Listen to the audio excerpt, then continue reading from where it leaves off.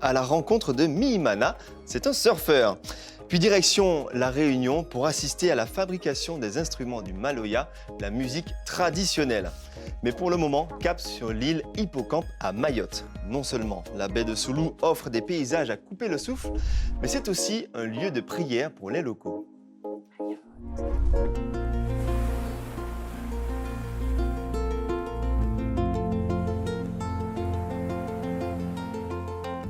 La baie de Soulou s'étend sur plus de 12 km. Sur cette côte, la forêt surplombe le sable blanc.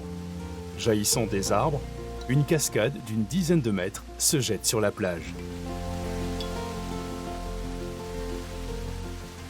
Sandati vient régulièrement sur ce site. Les habitants ici ils se baignent ou ils viennent parfois faire des offrandes en fait aussi. Donc on voit au niveau des cailloux, on fait des offrandes aux esprits. Les gens justement ils déposent ce qui est parfum, nourriture et tout ça pour en fait demander aux esprits de les protéger. Soit on pose des questions, soit on demande juste une protection, une bénédiction. Quand on était petit, on y venait pour fuir l'école coranique entre guillemets. Et au fur et à mesure, c'est devenu une petite habitude. On y vient entre amis, on y vient en amoureux. Quand il pleut, il y a des très grosses crues. Vraiment, la cascade, on a l'impression qu'elle double de volume, en fait. La montée de la marée fait une connexion terre-mer complètement. Avec justement, on a l'impression que la cascade se fond complètement avec la mer. Depuis plus de 20 ans, Michel se passionne pour l'histoire de Mayotte.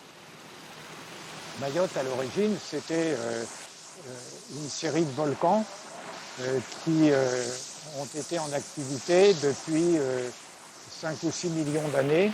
Tout cela, ce sont des coulées de lave qui se sont refroidies plus ou moins vite et qui donnent ce que l'on voit maintenant, c'est-à-dire ici des orgues basaltiques, ailleurs ça va être des gros blocs de basalte. La baie de Soulou cache quelques vestiges. À 300 mètres de la plage, au cœur de la forêt, une ancienne usine sucrière témoigne d'une époque aujourd'hui révolue. C'est une usine qui a été construite dans les années 1850. C'était un défi technologique parce qu'il n'y avait pas la même expérience qu'il y avait eu à La Réunion ou aux Antilles. Et ici, aussi bien à Soulou que dans toutes les usines de Mayotte, on a directement adopté la technologie qui était en vigueur à l'époque en Europe, c'est-à-dire la machine à vapeur.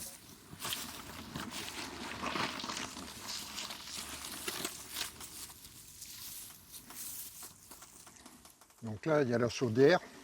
Évidemment, pour faire chauffer une grosse quantité d'eau, il fallait chauffer pendant plusieurs heures avant que ça commence à donner de la vapeur.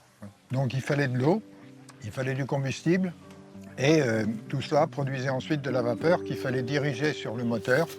La vapeur permettait alors d'actionner le moulin à canne afin d'en extraire le jus. Mais attention à la surchauffe.